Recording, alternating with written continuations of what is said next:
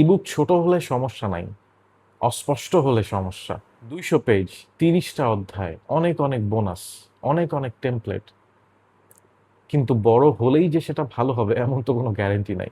Common sense, একজন সারাদিন কাজ কাম করে এসে বাসায় ফিরে তার কি 200 পেজের একটা বই পড়ার মতো তার ধৈর্য থাকবে?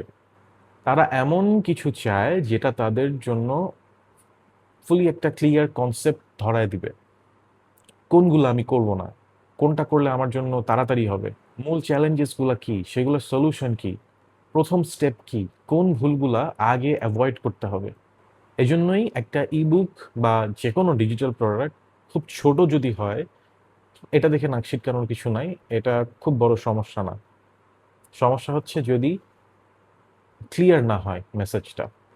ভালো ডিজিটাল প্রোডাক্টের মূল কাজ আপনাকে সবকিছু শেখানো না, এর মূল উদ্দেশ্যই হচ্ছে ক্ল্যারিটিকে কনফিউশন থেকে একটা ক্ল্যারিটির মধ্যে এনে দেয়া।